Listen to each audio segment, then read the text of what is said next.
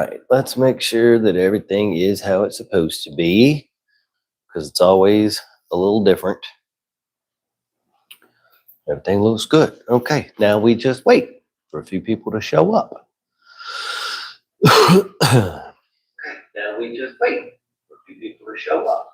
Audio sounds good. Video looks okay. I guess we're just chilling. I don't know. It's either going to be a whole bunch of people who are just hanging out at the house after the holiday, or it's going to be like nobody. Yeah. Yo, Jay's in the house. What's going on, man? Kimberly's here, of course, because she's always here. And Rebecca is in the house. Hey, hey, how's it going, everybody? We are just getting started, of course, and going to hang out for a little while today and see how things are going. Happy Sunday, Charles. Nice to see you back in the chat as well. Hope everybody's having a good holiday. We had a good 3 hours of absolute crazy dog barking last night. That was what we were doing, was trying to keep the dog chill. What's going on, Hal? Nice to see you. Russ, nice to see you back too. Hope everybody's doing well. So, little update over here on us, I guess. We always kind of start with that. The fish that's in QT that we do not speak of is now in copper treatment, thanks to Jay letting me borrow his Hannah checker. It was fine for a couple of weeks, and then it just wasn't fine. So there's something going on with it. I suspect that maybe it has velvet. Can't confirm that yet, but yeah, so he's going to be in copper. It's almost up to the therapeutic range, but not quite there yet. That'll be done by tomorrow. And yeah, then he's going to chill in copper for 21 days because I like to add a little extra time on the end there just to be sure. Let's see. Oh, Theron is in here. What's going on, man? Nice to see you here. Thank you for all the support recently. And same there with the dogs. Yeah, I hear you.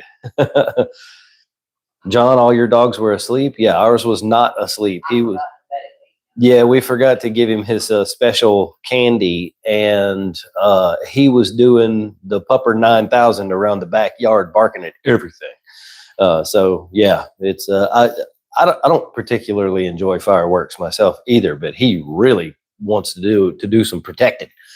But yeah, so it's been a good weekend though. I lost. Well, that sucks, Darius. I'm sorry that you lost a fish. Unfortunately, that is something that happens. And, you know, hopefully you'll find yourself another one. We lost a purple firefish and a possum wrasse that we had for years in the last like 6 months or so. And we think that it might have been the big red brittle starfish that's in there. It just got them and ate them, because that can happen. So I need to get that starfish out of the main display and get him rehomed somewhere else into one of these other tanks or something. Ken says, how much can I feed my fish nori each day? That depends on how many fish you have that are eating it. You don't want it to come apart and float around the tank and end up in the filtration and stuff, because it's going to start breaking down and it's going to contribute nutrients, ammonia, nitrate, stuff like that to the tank. So you want to make sure that whatever you are feeding the fish, they're eating all of it, and don't give them any more than that. But ultimately, it depends on how many fish you have and how voracious they are with eating the nori. You know, big, huge tank with a lot of tangs and stuff. Some people feed big, like 12 by 12 sheets. They'll rip it up into strips and clip it in a couple places in the tank. You know, for my tank, I just give them a little torn off piece every now and then, because it's only the fox face and the sail fin that really show interest in it. And so I don't put a whole lot in the tank. It's totally dependent. Kimberly's dog did good. Well, that's good. Sean says, what's going on? Hope you had a great weekend, my dude. Russ says, how's your tank doing? I'm only running a 40-gallon, 1 to 4 foot tank soon. 4 foot tanks are good sizes. I like them. There's a bunch, 75, 90, 125, all of those come in 4 foot tanks. So, my tank is doing okay. I did end up losing a couple of things after the phosphate fiasco. My King Kong mushrooms left the chat. I have one acro frag that I've had for quite some time that I don't even know what it is. It's just kind of pale pink or whatever. It's not looking too good. Everything else pretty much, though, seems to have completely bounced back. Some things were completely unaffected at all. And some of my SPS actually grew probably a half inch throughout the last month or so. So there's definitely a situation where, some corals really prefer that high phosphate environment, but others really don't. And it's all species dependent. That's the challenge of a mixed reef, is finding the sweet spot where everything is happy and growing. Oh, that coffee pot makes hot coffee. We got a new coffee pot. And that rascal, yeah, buddy, that's hot. That's hot coffee. No, I'm gonna sit here and floof it. Let's see. Sean got the new Rockscape almost done. Yeah, man, nice. And thanks for the heads up on the Bob Smith glue. Love it, love it, love it. Yep, I love it myself. And yeah, there is a way that you can DIY that Insta set. I've looked it up before. So for those of you who don't know, when we're gluing rocks together and stuff, sometimes what we use is thick cyanoacrylate glue. So it's like super glue gel, but even thicker than that. And or no, it's thinner than the gel, but it's thicker than normal super glue. Sorry. And there's some stuff that you can get called Insta Set, and you spray it on the super glue and it hardens immediately. Totally safe for the tank. No worries about that. But you can DIY that Insta Set. If you look around on the internet, you'll find the recipe. It's like literally two things. It's like RODI water and baking soda, if I'm not terribly mistaken. And you just mix it up really well till the baking soda is dissolved. And then there's a ratio, of course. And then you have your own Insta Set. So, it's pretty easy to make. No big deal. Gareth, nice to see you, friend. Jessica, we just got started. We've only been going like 7 minutes. So, yeah. Kimberly has a 4-foot 33. Kimberly, would you please tell us what the name brand of that tank is? Because a 4-foot 33 is very, very, very interesting to me. Petunia, I don't know what that means. So, yeah. People who say touch grass are prejudiced against water animals. I guess you could touch water animals instead. That'd be cool. I am so sorry. My throat is like, there's junk in there. Unfortunately, can't stop watching tonight as I have started early to celebrate England playing tonight. No worries, man. Happy to see you stop by anyway. Weld came back from a cruise. The AC unit was in the house was broke. I saw that. That sucks, man. I hate that for you. If there's anything that I can do to try to help you out, let me know. But don't hang it up, though. I see your other comment there. Your alkalinity is high, but it's okay. But you can get the tank back. I mean, obviously, you're not gonna get the corals back and the things that passed away because of the heat event, but you can get back to it. Unfortunately, in the summer, in places where it's hot, if that kind of thing happens, unless you're running a chiller and the tank is on an automatically switching generator or a power bank that can last the entire time you're gone, there's really nothing you can do about it. Unless you get somebody over there who can, freeze water bottles, bring ice, float it in the tank, things like that to keep the temperature down. Unfortunately, that's just one of the big things that we have to deal with, having a reef tank. You can board a dog or, a cat or have a family member watch them for a few days, but the tank is stuck at the house, So it does make it difficult when those things happen. I'm sorry to hear that happened to you, man. My tank's been running for 3 months now, and I still have 0 phosphate, salifert to test. Apart from that, my specimen and coral are doing fine. Should I raise phosphate using dosing? So it's a hard call, Russ. Salifert test kits don't pick up very low range phosphate very well. So it's potential that you could have, 0.01 to 0.03, something like that. And it looked clear, but you actually do have some phosphate available.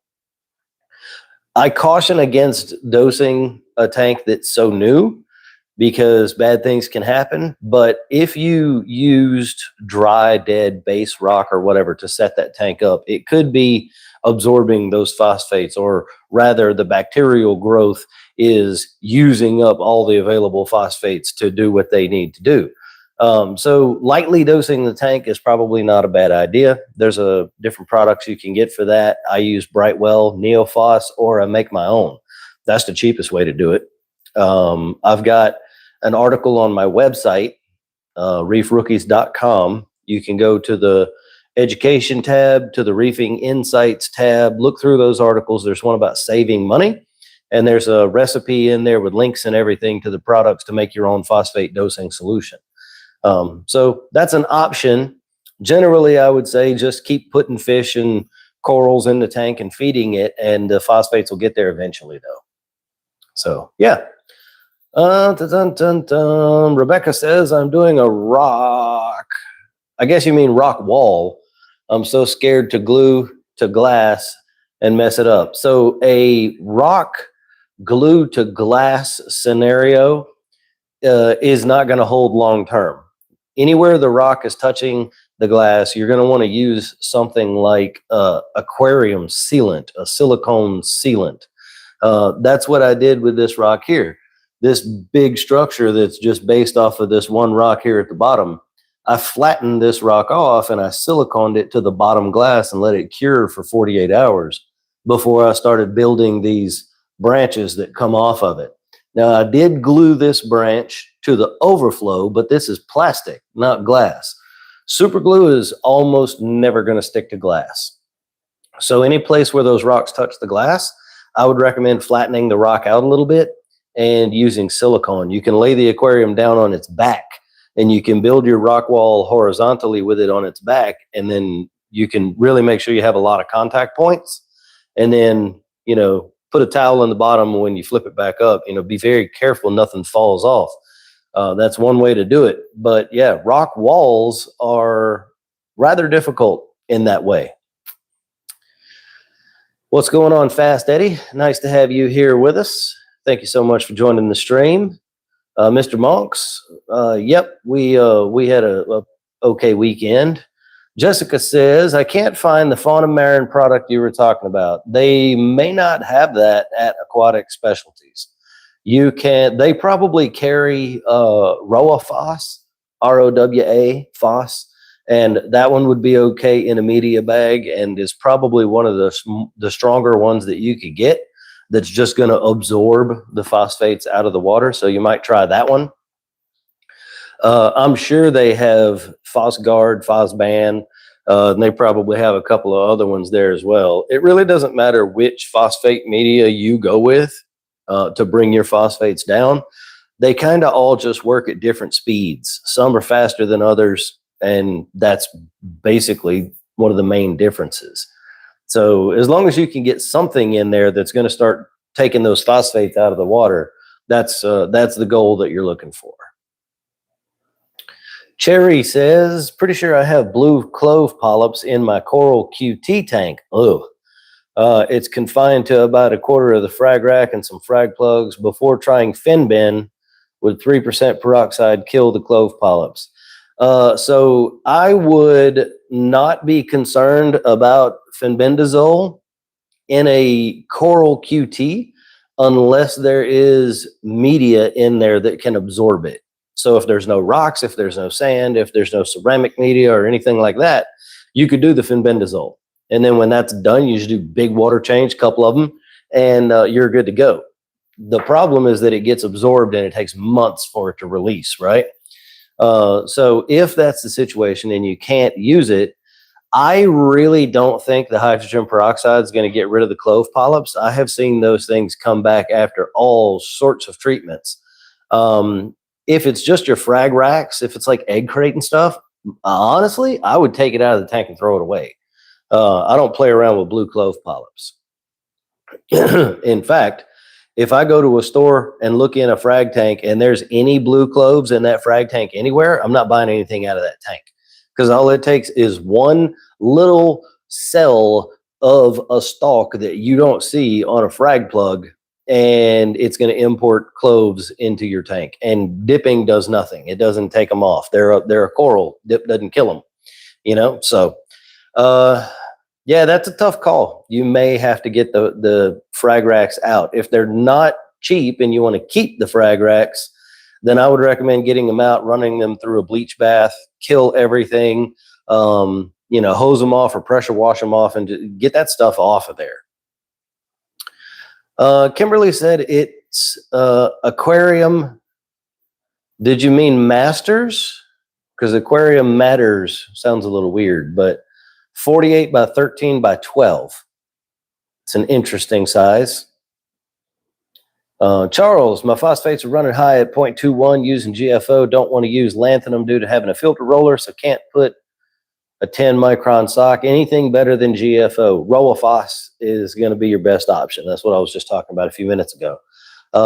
I've used it with really good success. There are options to get just like a hang on the side, clip on the side filter holder, a filter sock holder, and you could get the 10 micron filter sock, clip it in, run the lanthanum, and then when you're done with it, you could just remove it if you wanted to. That's an option, because I do like lanthanum chloride. It works very, very well when it's done correctly. But yeah, other than that, Rowaphos is probably going to be my next best option behind that. It works really well. Works better in a reactor, but it still works very well. Fast Eddie got 4 blue-green chromies. One died, was gasping too fast, and the other 3 alive, stay alive. Okay, well, I hope you have good luck with those. Chromies can be, they can be finicky. They can fight a lot and have problems. Darius recommended the Hanna tester for phosphate. I would typically agree for most people. I want to see if it'll stabilize. All my pods are gone. Water smells rotten. I'm surprised. I'm also surprised that the clown and the snail are alive. I don't think that I would let that tank just sort of come back. I would probably tear it down, clean as much of it as I can, and then set it back up. But I mean, you're doing the right stuff. You got carbon in there and all of that. Jessica said, it happened to me. I was told to dose, so I did, and now my phos is 0.5. I dosed in the beginning. Now I'm having problems 3 months down the line. Well, I think maybe the problem that you're having, Jessica, is what you were saying earlier about the daily phytoplankton. That can increase nutrients if it's not all being consumed, for sure. Just a guess. John says, hey, from Lufkin, Texas, just got my first Apex Pro. How stable should pH be? My first 24 hours monitoring goes from 7.8 at night to 8.02 in the day. That is very, very, very standard for the amount of deviation we see in pH between the night and the day. 0.2 is super common, so I wouldn't be worried about it. If you want to bring your pH up to the 8.3 range and it goes like 8.1 to 8.3 up and down like that, totally fine. Nothing to worry about. Absolutely normal. Weld says, maybe I should just get a bigger tank instead of this 8-gallon nano. I want like a 150 or a 200. Well, that is definitely an option. And I'm always an advocate for going bigger than a nano tank. Nano tanks are hard. That said, a 150 to, up to 200 or, around that size of a tank, there's a lot that goes into running a tank of that size. It's not that just everything is bigger, but it's because everything is bigger and everything is more. And, it increases every aspect of the hobby by whatever the percentage is that you moved up in the tank. So, big tank means big water, which means more fish and more corals before the tank starts looking full. It means big filtration. It means big water changes. It's, big expense in equipment, all that stuff. Right now, in this economy, if you were to do everything new, setting up a 150 or a 200, even if you kept it on the cheap end, you're going to spend somewhere between $5,000 and $8,000. Easy. like easy, like without even working hard, you're gonna spend that much money.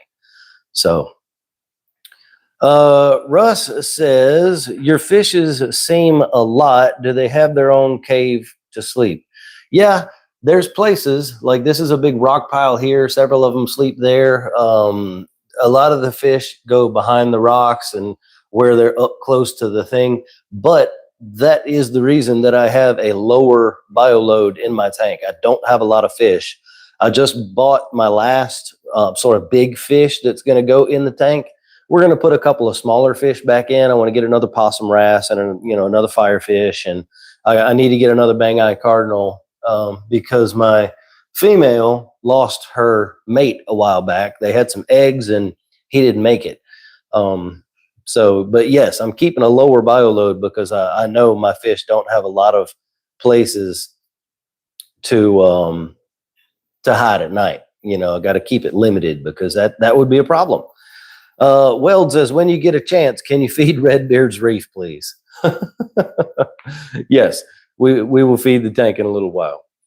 Hello, everyone. It's great to finally make a live. How's everyone doing? Nice. Sean, happy to see you here. Thank you so much for joining us on the live. Hopefully you enjoy hanging out with us. Anthony says, good afternoon, everyone. Love the lives. Hope everyone's happy. That is a common sentiment around here and in our space, the Reef Rookie space. Everybody really likes it when everybody else is having a good time. Cherry says, I have frag plugs and ceramic media in the Coral QT. If the frag plugs absorb fin then I can't move those frags to the DT for at least 6 months, right? Yeah, it would be a good practice. I don't know how porous the frag plugs you have are, but it's possible that they could absorb some of the fin. Yeah. I would only do the fenbendazole if you could take all porous items out of the tank. I would take them all out, all your frag plugs, rocks, anything that's porous that could suck it up, and then I would run it. But even then, you're going to have to do a bunch of water changes afterwards to get it all out. Weld says, speaking of peroxide, when I first started, I tried to dip my pulsing Xenia because I didn't know any better, and it came back to mush. Yep, that is definitely one of the things that you can't dip Xenias. They're just going to melt. Kimberly says, Masters. Yes, Masters. I posted a picture of the label in the group. Very good. Thank you very much. Appreciate that. Russ wants to know, is Chemipure any good? Yes, Chemipure is good. It is not going to reduce phosphates or nitrates or anything nearly as fast as some of the other things that are specific for that. Most of what's in Chemipure is activated carbon. And then they put either Purigen mixed in with that. That's Chemipure Elite, I believe. And then Chemipure Blue has GFO mixed in with the carbon. And so that's one's for nitrates and one's for phosphates. The one with GFO would be better for the phosphates. But because most of it's just activated carbon, it doesn't work as well as some of the other supplements that are specifically made for phosphates. But a lot of people run their tanks with Chemipure, and it usually does a fine job. Sean had another question. What did you use for your back glass? Did you paint it? And if so, what color? I'm torn between blue or black. This is black. It was painted when I got it. That said, I usually do paint every tank that I have. My wine glass is not painted because it is what it is. Every other tank except my QT has a black back. I don't care for blue back. I did it once. I didn't like it and said I was never going to do it again. I paint the outside of the tank with just Krylon Fusion flat black. That's it. I don't do it. I wipe it down with Windex as my only prep, and I tape the tank off so no paint goes on the inside. Spray it about 3 good coats, and Bob's your uncle. I do prefer that. Now, if you want to see something really, really cool, look up on Google. I don't know exactly the terminology you need to find it, but if you look, you'll find it. Like LED aquarium backgrounds, and you'll find them. People are putting pieces of frosted plexi on the back, like right on the back of the tank, and then lighting it from underneath with LEDs so you can get like this sunrise looking gradient on the back glass of the tank. Looks really cool, but if you do that, then you have to keep the back glass clean. And I don't. I leave the back glass alone. Let's see. Rob says, I put a Watchman goby and a diamond goby, disappeared, can't find within 5 hours. Any suggestions? Just let them do their thing. Those two types of gobies generally aren't going to be a problem for each other. I mean, they could be, but any fish could decide to be a problem to another fish. It's just, that's the way nature works. But usually I would just give them some time to establish their own sort of territory, and then they'll probably be okay. What's going on all the way from India? Nice to have you here, my friend. Thank you so much. Let's see. I'm facing so much pain because my anemone never alive or in perfect shape. So NIMS are hard. They want a stable tank with things all in the right ranges. And it's really hard to figure out what thing might be upsetting them. Yeah, I mean, NIMS are one of those things. They really do need to go in a good, stable tank. Hey, Gary, how's it going? Nice to see everybody. Well, yeah, 5 to 8K. Yeah. When you're talking about a tank that big, getting a used one might be a better way to go. I mean, I got this one from a friend, and I knew what kind of person he was and how he kept his tanks and all that stuff, so I wasn't worried about it. But I got the tank stand, my sump, a couple of pumps, some plumbing, the canopy, and maybe a couple of other things for $1,500 or $1,800. You can't get just the tank for that these days. These tanks are $2,500, $3,000, $4,000 now, which is insane, but it is what it is. Fast Eddie got a yellow gorgonian I bought yesterday. What do you think about having them taking care of them? So it depends. Gorgonians can be either photosynthetic or not photosynthetic. If they're the photosynthetic ones, they're not nearly as hard to take care of. If it's a non-photosynthetic, or what we call NPS gorgonian, then you are going to have to feed that tank phytoplankton every day or multiple times a day. Some are very difficult to take care of. Some are extremely easy. It just depends on which one you have specifically. I can't tell you from the color if it's photosynthetic or not. And honestly, I don't really know gorgonian species all that well, so I couldn't tell you by looking at it which one is which. Usually the photosynthetic ones have like colored polyps, but the non-photosynthetic ones usually have like white polyps or pale polyps or almost no color, even because the light doesn't matter to them. They have to actively eat. So yeah, just do your research there, because you might be feeding that tank multiple times a day. Let's see. J-Soul says, I have a little hair algae. I grabbed sea hares, but they die within a week. Any idea? Yes. A lot of the time, sea hares don't get the nutrition that they need from green hair algae. It's actually not an algae that they prefer to eat. They like leafy things like halomedia and caulerpa and the other ones like those.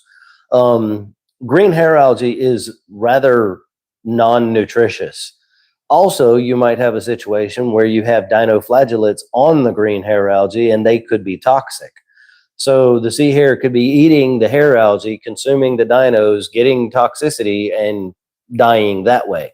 I'm speculating here because I haven't seen your tank, but it's a possibility. They're also very sensitive to like salinity changes and temperature changes and things like that. Acclimation is really hard on sea hares.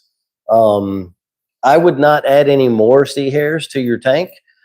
Instead, I would double check all your parameters and start manually removing as much of the hair algae as you can, and then ramp up your other herbivore cleaners, mainly your snails, with various species and stuff like that.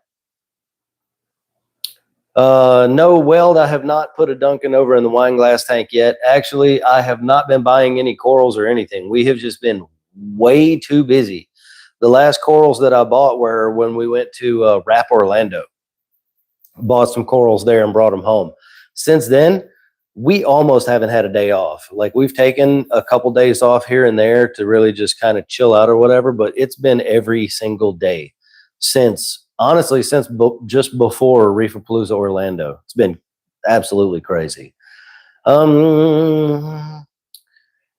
Let's see. Russ says it's nice to use a heater. I'm living in Asia and we need a chiller 24/7 for the tank. 40-gallon tank. My chiller is dumping a lot of heat in my room. Oof. Yeah, they definitely do that for sure. Dawn wants to know, is there a way to maintain a mixed reef tank long term with only water changes without long term dosing? If so, what salt would you recommend? Yes, you absolutely can. You're going to have to be very picky on what corals you choose. I would not pick really fast growing corals that also have a skeleton. So I would choose corals that are going to grow a little bit slower.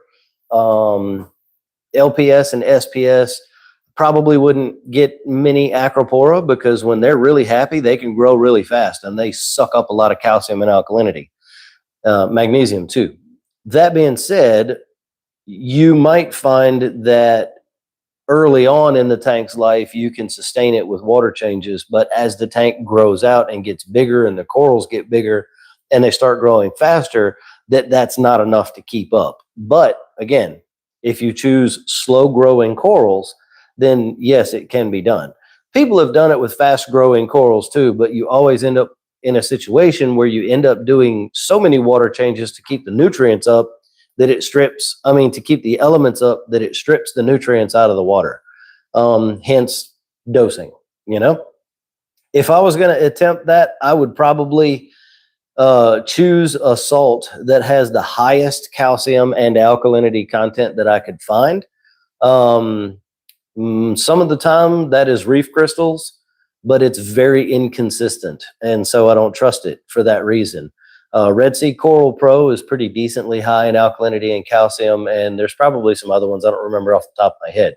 But if you Google around a little bit for ICP chart for reef tank salts and stuff like that, you'll find a post that was on Reef to Reef where somebody sent off ICP testing on all of the, well, at least many of the major popular brands of salt, and they're all listed in a chart by elemental. How much is in it? What's the word I'm looking for? Whatever, it doesn't matter. But how much of everything is in it. So you can find that chart and kind of pick your salt that way if you want to. JD says, hey, from Southern Utah. Hey, my friend, how's it going? Let's see. Weld's talking about 5 to 8K being like a car price just sitting in your house. Yeah. It's definitely expensive when you go that big. Ginger says, my corals are so boring color-wise. How do we get the colors to show better? There's a lot of factors. Element, both your major and your trace element concentrations, that's the word I was looking for a minute ago, in the tank. Lighting, power, so PAR and also spectrum play a really big role in it. pH plays a role, phosphates play a role, like literally everything plays a role in coral coloration.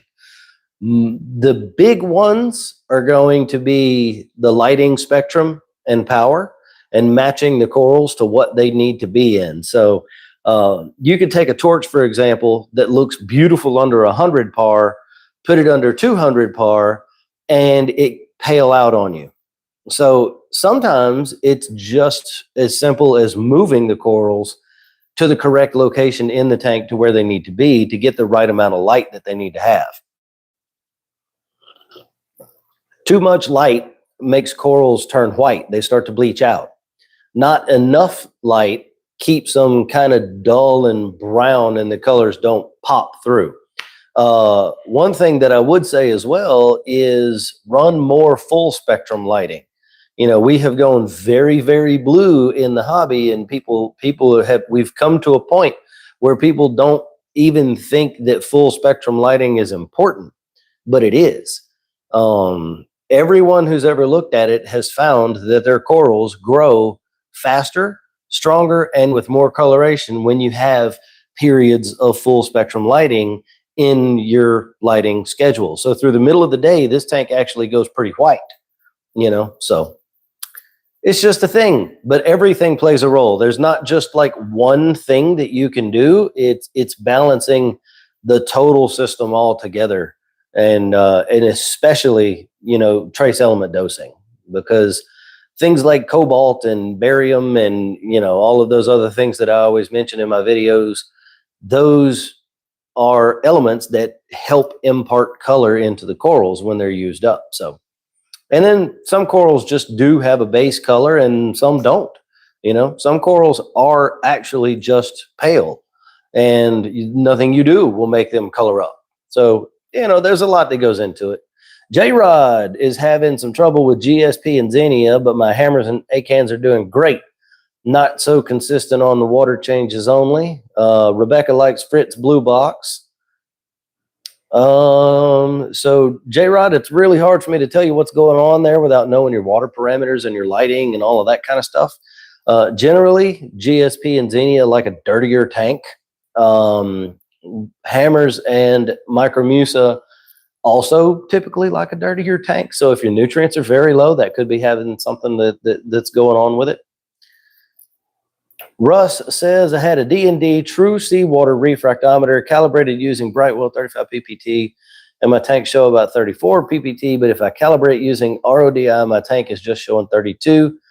DD says use RODI. So if it's a true seawater refractometer, I believe that you calibrate those specifically with RODI.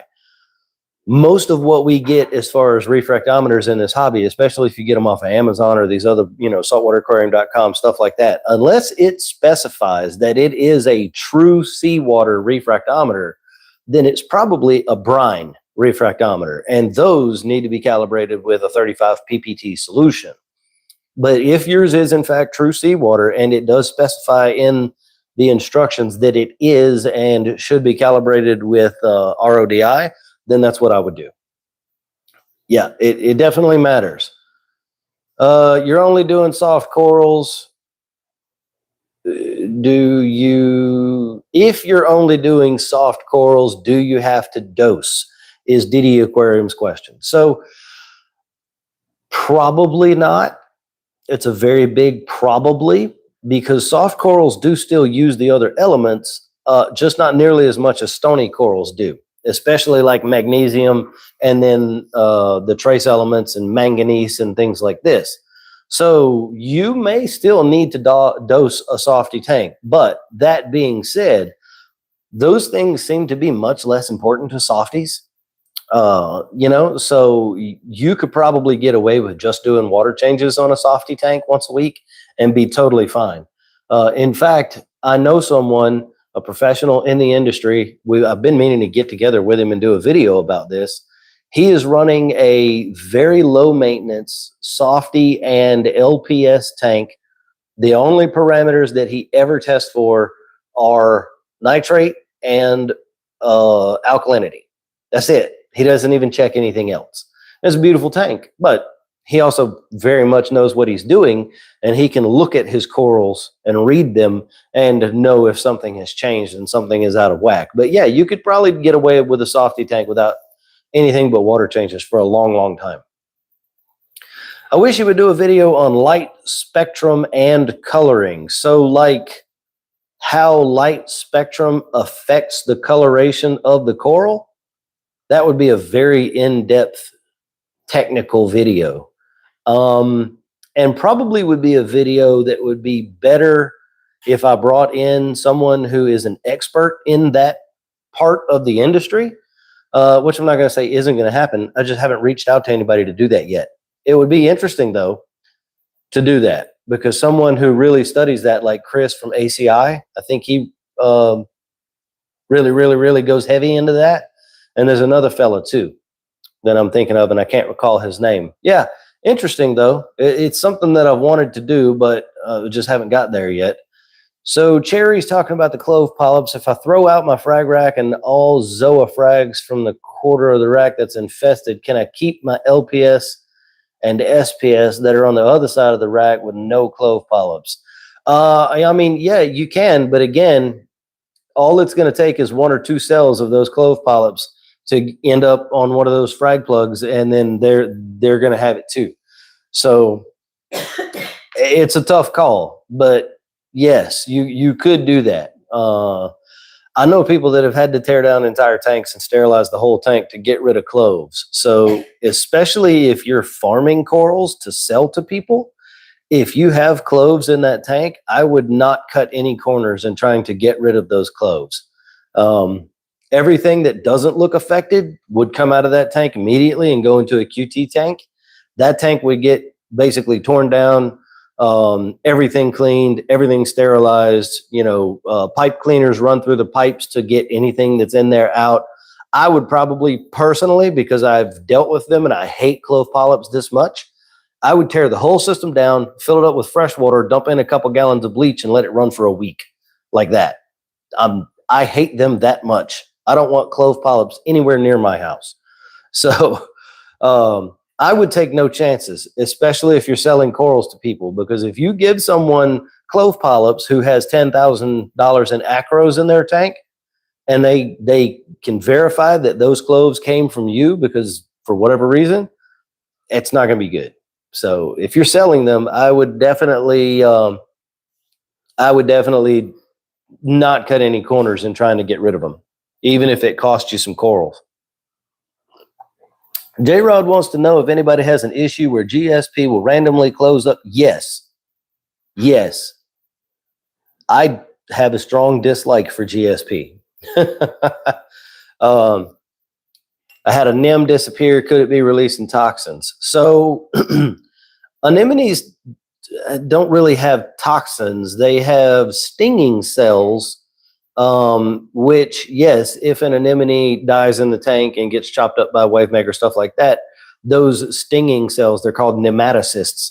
They can go all through the water and they can sting things, and it's just like everything in the tank is being stung by the anemone.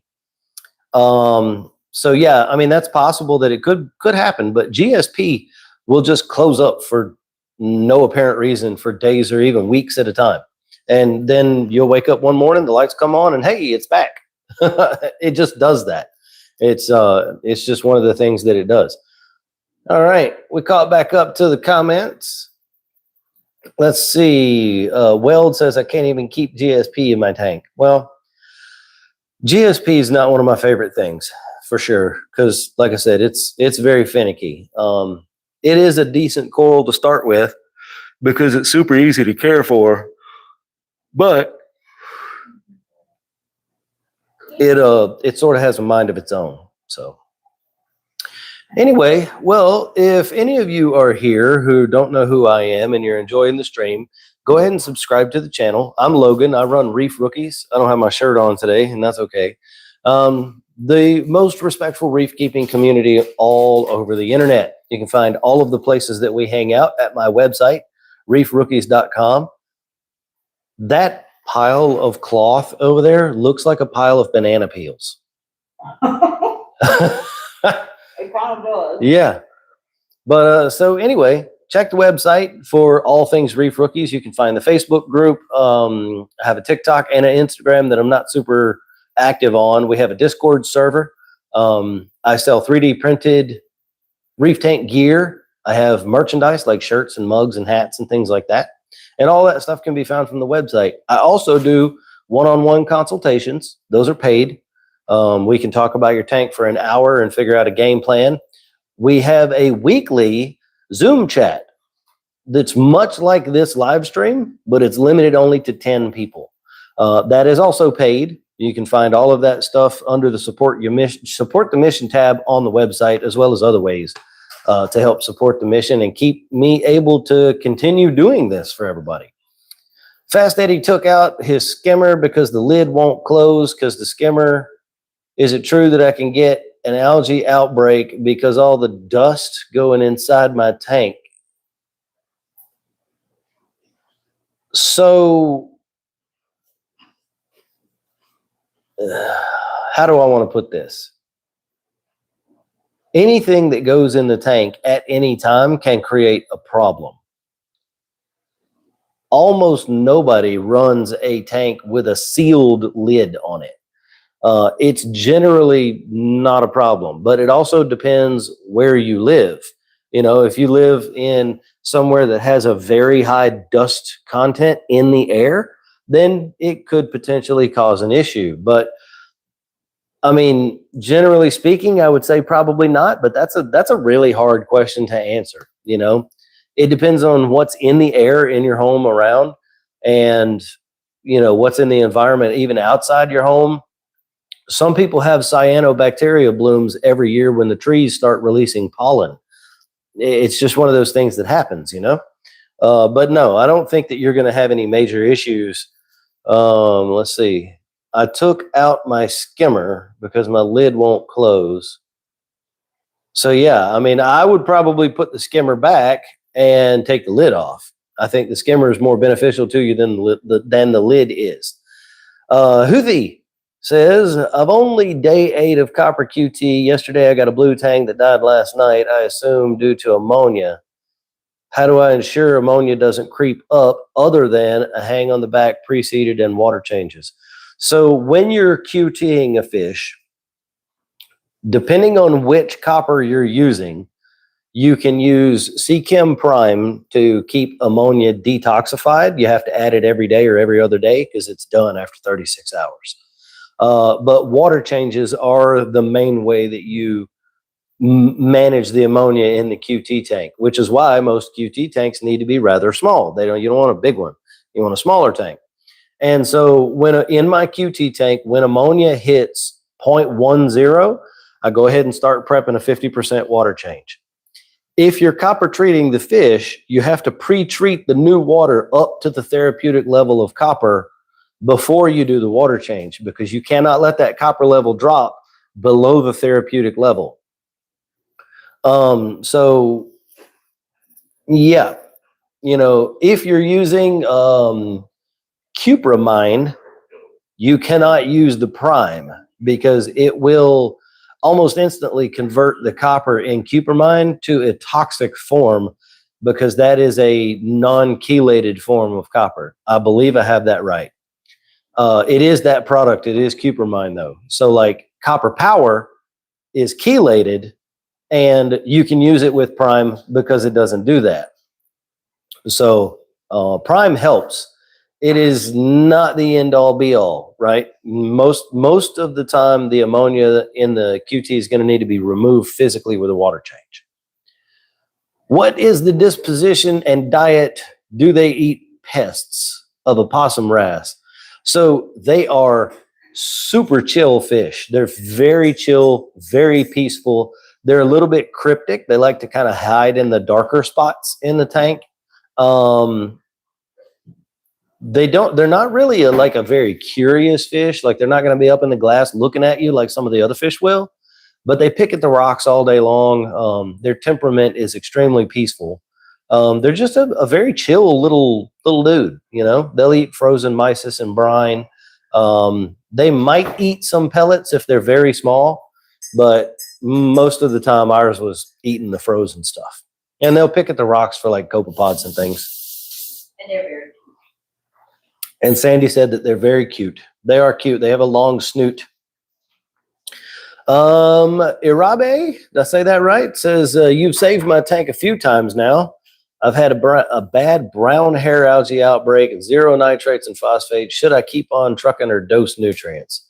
That's a difficult question to answer just from that amount of information, but I really, really don't like it when a tank is at 0 for nitrate and phosphate. You're pretty much asking for problems. So in that situation, I would probably recommend that you start dosing to bring those numbers up into range. Yes. So what's the best filter option to use if you get a tank and it's not an all-in-one, just a HOB or a canister? That is personal preference.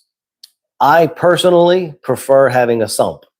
I can use better equipment, bigger equipment. I can keep the display looking nice and clean. But that said, there's nothing wrong with hang on the back or canister filters or anything like that. They all have different requirements for how often you clean them, how thoroughly you have to clean them, things like that. But they all work, It is possible to run a reef tank with 0 filtration if your water changes are big enough. all the filters do is it's a tool to help us manage how often and how big we do water changes. That's all it is. If you think about it that way, you could set up a tank, put no filtration on it whatsoever, and do a 50% water change once a week and the tank be fine. But if you don't want to do a 50% change once a week, you can add a filter and you replace changing some of that water with changing the filter. You know what I'm saying? So if you think of it that way, all those things just become tools. And that's what they are. Hang on the back filter, canister filter, sump with a skimmer and a refugium. It's just a tool. If you keep a lightly bio-loaded tank and you feed it very lightly, you can have a tank that you just do water changes on and that's it. Or if you have a very heavily loaded tank and a lot of bio load and you feed it really heavy, then you need more filtration to assist you in keeping the tank nutrients managed in between doing those big water changes. That's the whole mindset right there. Let's see. Sean says, I fish net a pound of cat. Yeah. Our cat likes to drink the water out of the betta fish tank. It's just a thing that she does. So yeah, we have cat hair in our tanks too. How quickly can I book you for a consultation? I just answered underneath that. Oh, okay. Yeah, you do them Tuesday through Saturdays. You have availability on those days. Yeah. They have to be booked with it. They cannot be booked more than 24 hours in advance. Yes. But I told them just to go to the website and follow the links for the consultations, and the availability will be there. Yeah. So yeah, that's the best way to go find about the consultations and stuff. Yeah, it's you can never schedule one within 24 hours. It always has to be at least 24 hours out, because I am very extremely busy and we have to try to plan for these things. So yeah, other places you won't get one for like a week.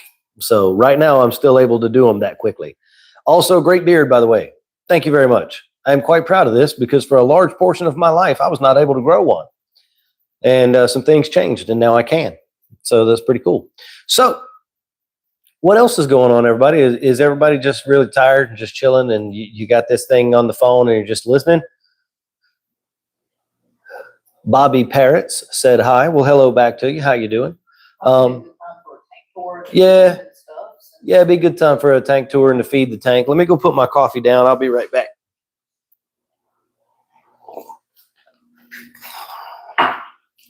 Put that down. Yeah, I guess I'll grab my orange lens. I think it's in the bowl over there. Mm-hmm.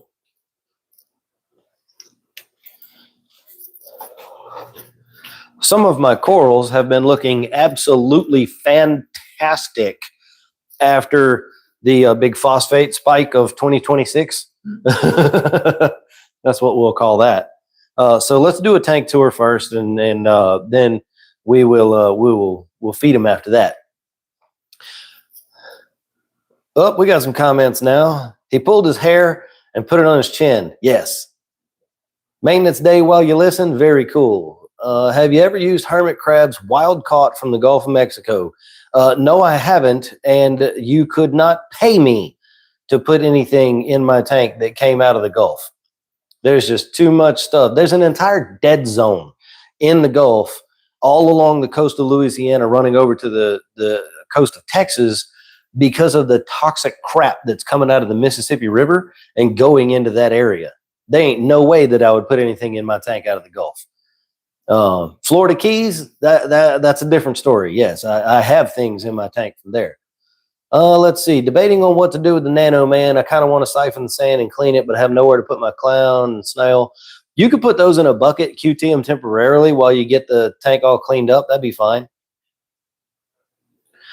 Let's see. Talked about that.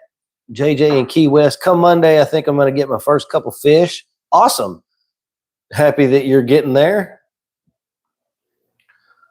I have a question about some closed Dunkins within the last 24 hours. Well, that could be a hard one to answer. Dunkins just close up sometimes, but it's usually related to either water parameters, flow, or lighting. If you want to give me a little more information in the chat here, we can try to see if there's anything popping out. Tell us your water parameters first. Let's see. The night Omaru. Okay. I had a thing happen to me yesterday. I have a pair of black gladiator clownfish and was feeding them mysis, and after 3 minutes, one of the clownfish had small pupils. Then began swimming irregular and hiding, then began floating, turning pale, and died. I've never heard of a fish choking. That's not a thing that can happen to a fish. I definitely wouldn't be feeding that food, though. I would probably get rid of that food just in case something was wildly wrong with it. But that sounds almost like a neurological problem, like it was trying to eat and like ran into the glass and like bonked its head really hard. Of course, I wasn't there, so I can't say for sure. I got the orange filter right here. We're gonna go. Let's go take a look at that. Go take a look at the tank. I'll show you guys some of the growth that's been happening here recently. So some things don't look amazing, but some things do look quite good. So let's change that. The big rock flower, of course, still looking awesome. It's pretty fluffed up today, and its little friends back here are looking good. And I have more of these popping up everywhere, so I'm going to have to do something about that for sure. One of the rock flowers walked all the way around back there where you almost can't really even see it anymore. The sailfin's back to his normal color too, by the way, babe. Yeah, he looks fine. This dude was almost solid black yesterday for some reason. He was just real mad. Oh, check this out. If I can get it to zoom in on it. So that's a hammer back there. And look, get out the way. Look at all the babies on the hammer. Super awesome. Very, very happy with that. And what's really strange, whoops, hang on a minute. Let me zoom back in. There we go. What's really strange is that hammer has been kind of pissed for a while. I don't know why. But this hammer's kind of mad too. That's where my King Kongs were. You can see what's left, just those green specks. I don't think those are going to come back around. I will get more, but I don't think they're going to be doing good. All the LPS is looking super. Theron, the babies on the hammer are new heads. They're new polyps on the hammer. LPS are I'm still zoomed in. There we go. LPS are looking good. Starting to get some mixing of the corals down here. This is what I love when things start blending together like that and making the rocks disappear. Love that. Big plate coral. Galaxia over here. I'm going to have to figure something out to do with this Galaxia soon because these guys have sweeper tentacles. You can see them coming out there at the top. And they are very, very, very aggressive. And the coloration right now is kind of crappy. He's actually a really pretty purple, like a brownish purple with like neon purple tips. You can kind of see it a little more with the orange filter on like that, but not quite as much. But anyway, I'm going to have to figure out a place in the tank to put him because he's going to be a problem soon. Going across the bottom, these Micromusa are all still kind of pissed from the phosphate event and from a high par situation, but they're all healing. They're gonna come back around and do good things. Candy canes are looking good. This guy definitely needs more flow. The whole tank actually needs more flow, which is going to be rectified here really soon. And feather duster in the back. Huge feather duster. Just loving life back here in this low flow zone. This is a Jason Fox pinwheel candy cane, one of my favorites. Very pretty. I really like this. This came from Andrew Hash. Yep, these came from Terra Reef. Pink bird's nest, which isn't actually pink. It's more purple in person, but it's got a lot of new growth on it. This guy has absolutely exploded during the phosphate event. All my fish are photobombing me right now. This is a green Spongiotas. Very nice coral. How do you keep your sand clean? Hang on, I'll show you. Give me just a minute to find him. I don't see him. He's in here somewhere. I hope. I don't see him. I have a diamond goby in here. Evidently, he's hiding. He's under the rocks somewhere. Because yeah, I saw him yesterday too, and I thought I saw him this morning, but I'm not seeing him right now. We got to get that starfish out of there. So if I come around here on this side and we zoom in, you can see his legs. He hangs out right on the back here. The shrimp is still in there. He hangs out in the back too. I don't know why it's changing lenses. I'm so sorry, everybody. Let's reclip this here. There we go. But yep, I got a diamond goby in the tank, and he's what keeps the sand clean. He manages the entire tank all by himself. So let's see what else. This is a rainbow stylo right there, and a Walt Disney acro, fuzzy green acro. That's a hairy pavona coral there. This is a smooth skin acro, so it's a very different looking coral than what you usually see. Got a Garf bonsai right up there. Of course, some urchins. Various other acros. That is a contraband digitata back there, so it's a red and green sort of hybrid digitata, and you can see that diagonal sort of cut on it. That was tissue necrosis from the high phosphate event, but it has stopped and it is now regrowing back over the skeleton again. So we're very happy about that. This is a neon blue tipped acro. I don't remember what you call this one, but that's another acropora. Red blasto, holy grail micromusa. And yeah, we're getting some coralline growth back there, but my urchins keep it chopped down. This is just a standard sort of green Duncan, nothing special about it, but I like them. They're cool. Another hairy pavona. Let's see. This little acro, I'm very excited to grow out. That's why it's right smack in the center of the tank. This is a wolverine.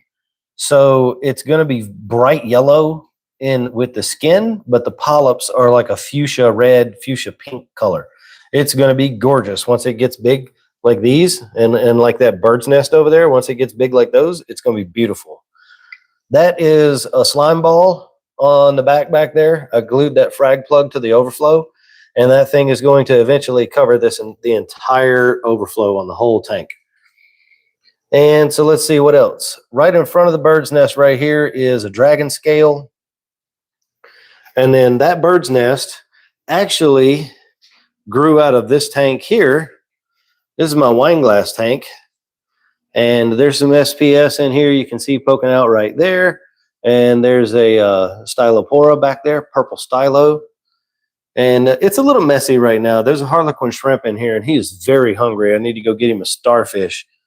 But this wine glass grew this bird's nest until the point where it didn't fit in the wine glass anymore. So I had to take it out. This is another fuzzy green acro. This one back here, I'm super excited about too. If I zoom in on that, this is a rock candy acro, and it came from a guy at Reef, and it doesn't really show well on camera right now, but it's got a very like purple skin with green edges and yellow, what do they call them? The area where the polyp comes out. There's a name for that. I don't remember, but it's got yellow tips, and then the polyps are pink. It's going to be beautiful once it grows out, of course. So yeah, that's basically what we got going on in here. Couple of nice fish. I'll go show you guys the fish room too, for those of you who have not ever seen that. So let's go back this way. The sea cardinal still does not have any dino. Well, there might be a little bit right there on the pump. Yes, I know it's very dirty. This is an experiment that I'm trying to get rid of dinoflagellates without doing anything other than biological stuff. So I'm letting this algae take over right now. So yeah, if we go back here, we can take a look at the fish room. This is my 40-gallon refugium, and it is attached to the sump that the main display is attached to as well. And it has a lot of stuff in it too. Clownfish, anemones, lots of these little stomatella snails. Those little guys, love them.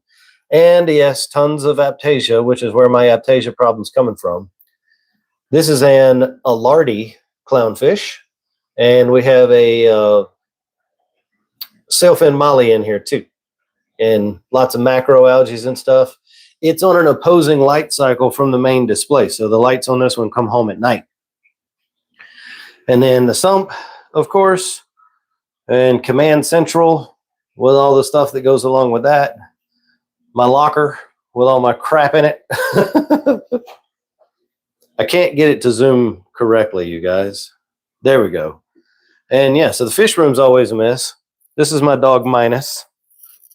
And Minus is minus a leg. Yeah.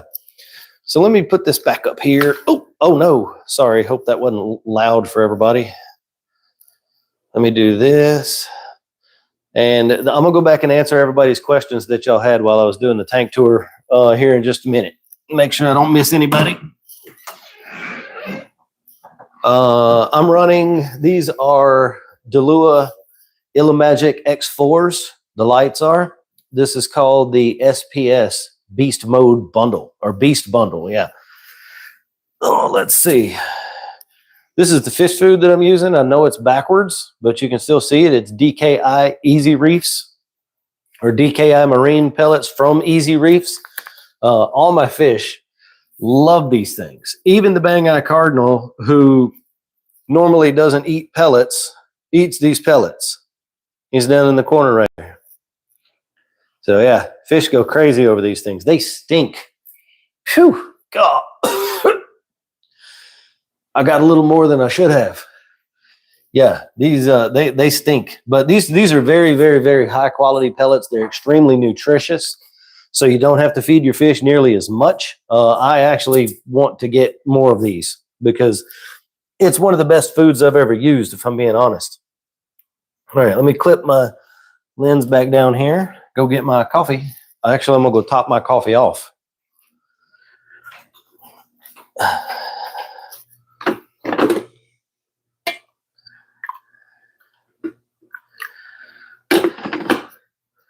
I'm coming right back, everybody. Give me a sec.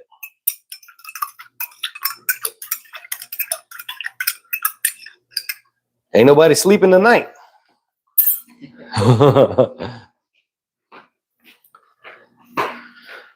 All right, so yeah, tank tour. It's pretty cool. I enjoy doing those and showing y'all what's happening over here. So let me go back and take a look. Hello from India. Can we use DIY rocks made with white Portland cement? Is it safe for the fish?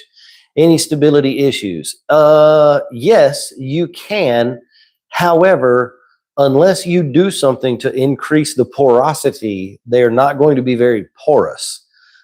People have been making DIY rocks for a very long time, and Portland cement is one of the things that you can use to do that.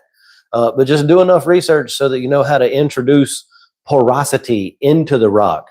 There's things that you can get now that you can mix in with the cement, and then when you put them in water, those things will dissolve and go away, and it makes holes and channels and stuff like that all through the rocks. I don't remember what it's called, but I do know that that's a thing that you can get now. Daryl says, I just got my first bubble tip NIM from Slidell, LA. Any tips on getting my clowns to host it?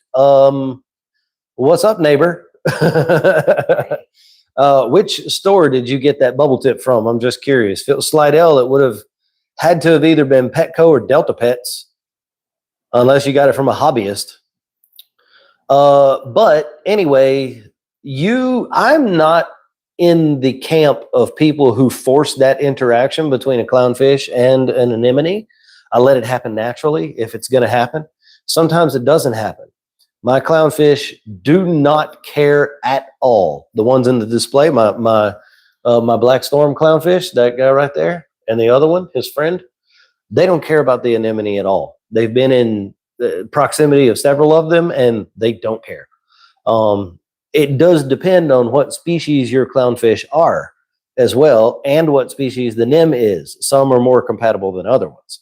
But as far as tips, I generally don't try to force it. Some people have put pictures on the side of the tank of other clownfish in anemones, or they've put videos on the side of the tank of the same thing. I've tried it before. Sometimes it seems like maybe it works. Other people I know have gone so far as to make a cage and trap the anemone and the clownfish in a very small environment together and force them to touch each other, and then in the hopes that it stays that way. I don't personally find that to be ethical. That's just my personal opinion, so I don't do that. But other people have done, you know. Moondog says, I love it. I've killed 3 birds' nests and he grew one in a wine glass.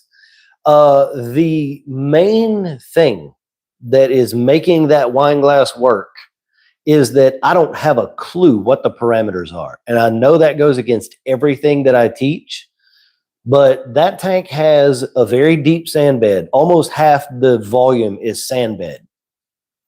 So it has a very big anoxic zone in that tank that doesn't have, oops, I'm sorry, I kicked the tripod. Anoxic zone doesn't have oxygen. Another type of bacteria grows in there that converts any nitrate into nitrogen gas. I don't know what the calcium, alkalinity, pH, magnesium, any of that are in that tank. I don't test it. That was also an experiment. I wanted to see how long I could run a reef tank without knowing what the parameters are. So far, we're going on about a year. Yeah, at least a year. Yeah. I don't do water changes in it. There's no fish. And that is a huge differentiator. There's no fish in that tank. There's a couple snails, a couple hermits. There's a harlequin shrimp that gets a piece of a starfish once a week. But there's nothing going into that tank, any recurring nutrients. I'm not feeding the tank, nothing. Occasionally, I will, every Wednesday when I do my fish maintenance, my tank maintenance, I'll wipe off the rim of the tank, get the algae out. That's it. I don't touch it otherwise. And I think that stability is what made the difference. Let's go and see what we got. Are all your tanks connected? No, they're not. The only ones that are connected are the main display behind me, the refugium in the fish room, and those two share a sump. The rest are all individual systems. And yes, it's a lot of work. My tank maintenance day is Wednesday, and it takes literally all day long. Oh, Jay's getting, they got heavy storms over there where Jay's at. Well, you probably saw that. Yeah, it's starting to get darker here too. What are the pellets called again? They are, hang on. I want to make sure I don't tell you the wrong thing. This is the best pellet food I've ever used by far. It's made from Easy Reefs. That's the logo right up there. I know it's backwards, but Easy Reefs. DKI Marine Premium Pellets. You can get these. I think Coral View sells them. Biota sells them. And full disclosure, Biota sent me this food to check it out. I did not buy this. They sent it to me just to get my opinion and just talk about it, you know, and see what people think. They sent me all kinds of stuff. I got a whole bunch of other types of food down there, mastics and coral foods and powders. I've used them all. It seems like everything in my tank likes all of them. So yeah, DKI Marine Premium Omnivorous Fish Pellet. It's an excellent fish food. It's very clean and extremely nutritious. My fish absolutely love it. And like I said, there's something about that 2 millimeter pellet that my Bang-Eye Cardinal absolutely loves, because he has never eaten pellet food before. He only eats frozen, but he eats those pellets. We got a super sticker down here. Hang on a minute. Let me go check that out. Kimberly, thank you so much for the super sticker. That means a tremendous amount to me, and I appreciate it. It's one of the ways that we keep this thing rolling. I've noticed that no matter the food type or brand, they all sink. Most of them do. Yep. There are very few that float. Russ, did you get the name on that fish food too? Daryl says I got it from Delta Pets. I don't recall seeing anemone when I was in Delta Pets the other day, but maybe they came after. Very cool though. But yeah, so we talked about that a little bit. Righty's electric went out, light on the tank wouldn't go back on whilst out. Goby came out. Next day, Goby found him in the back chamber. A day later, why would light cause him to come out? Curtains open, so it was light. Yes, the lights going off like that, you know, just a sudden change in the lighting of the tank can definitely spook the fish. For sure. Drew says, tips on selecting a clownfish species for an existing tank. I want one or two, but I've heard horror stories of them killing other fish when introduced. So I would stick to either Ocellaris, Parcula, or Alardi. I would not get maroons. I would not get Clarkies. And that's really about it. So I would stick to either Ocellaris, Parcula, or Alardi. Those are more peaceful as far as clownfish goes. But remember, clownfish are damsels, and that's basically the same thing as a shark.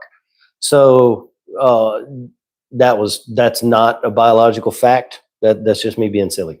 But yeah, they can get mean. But usually the Ocellaris, Parcula, and Alardi clownfish are less aggressive than the other two types. Maroons can be absolute jerks, especially when they get big, and they do get big. I've seen maroon clownfish like as big as your hand. Yeah, that would be good. Any of the fancy ones? Well, no, there's fancy maroons too. In fact, the very first fancy clownfish that was ever caught, that all the fancy color morphs and stuff come from now, basically, was a maroon clown. It occurred in nature. The guy caught it, brought it back, and tried to breed it to recreate the lightning look on the side of the fish, and was ultimately successful. And that's why we have fancy clownfish now. That was many years ago. Weld is going to try to clean the nano. Well, best of luck with it, man. I hope you have some success with that. Hopefully it comes back around and you can get it looking good again. Russ is feeding baby brine shrimp, which I hatch myself, and frozen mysis. Those are good foods, but yeah, you might try these Easy Reefs pellets. They you know, the ones that I have that my bang eye will eat are the 2 millimeter pellet. There's a bunch of other ones. You can get 1.2 millimeter, 1.0, you can get 0.8. These are the 2 millimeter ones. All my fish like them. Even the small fish, the clownfish, will eat them. Let's see. So those pellets don't spike ammonia. All I do is frozen because that's what I have been told. Frozen is better. No fish food is going to spike your ammonia unless you're adding more fish food than the tank can eat, and it's being trapped in the rockwork and then decaying and becoming ammonia. Also, ammonia, as long as your tank has a good, well-established nitrogen cycle, you're never going to see that ammonia spike. You're going to see a nitrate spike after a couple of weeks of doing it. The nitrates are going to start going up. But no, just like pellet food doesn't just cause ammonia like that. Lauren at Delta Pets is the one that helped me switch from freshwater to saltwater. Small world. Very cool. Fishy currently in QT came from Delta Pets. It did indeed come from Delta Pets, and I suspect that it has velvet. So use that information as you see fit. David, what's going on, man? Nice to see you here. Using the Tropic Marin stuff for dinos, did it kill any corals, and how long did it take? Will anemones be okay? Lightning maroons are my favorite. Lightning maroons are very cool, but if I was going to have that fish, I would have them set up just a male-female pair in their own tank. I generally don't put maroons in with anything else because they get very territorial and very mean. And they need a bigger tank than most people put them in too. Maroon clowns should be at least in a 40, if not a 60, because their territory on the reef is like the size of a dinner table. So they really need more space than people give them room for. No, the nitrobiotic did not harm any corals. I did have a pink bird's nest bleach, but that was, I think, because the lights were off for like 7 days. I cannot attest to using it with anemones because I have not tried that. I don't suspect that there's going to be any problems with doing it because it's just a mixture of bacterias. It's not a chemical of any kind. It's a bunch of different bacteria that they put into a slurry. So unless it induces a bacterial infection, I don't really see how it could do anything bad.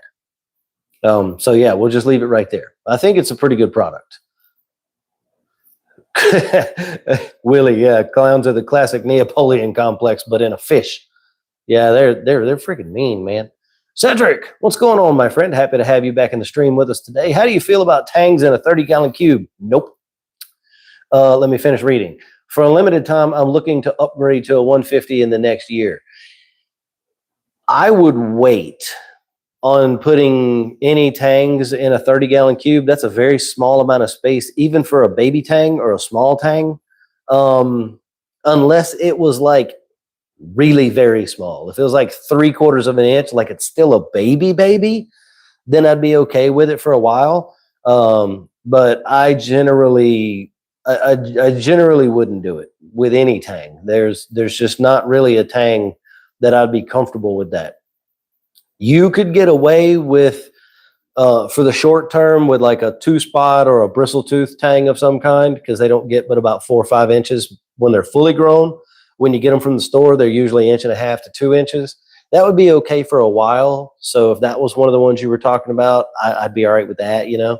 But generally speaking, I would say no. But given the fact that you're going to upgrade to a 150, if you already have the tang and it's in a 30, make that upgrade happen as soon as you can, and you'll be good to go. Any tips on adding rock work to an established tank? I want shelves of some sort to put coral on. Any tips? I mean, you can get flat rock, like rock that's been cut into flat pieces from Marco rock, and you could use that to make some shelves, but it's going to be difficult doing that work in a pre-existing tank already. Hang on. Let my throat rest for a minute. Yeah, adding shelves to an existing tank. I don't really think that, no way that you slice that is that going to be an easy thing to do.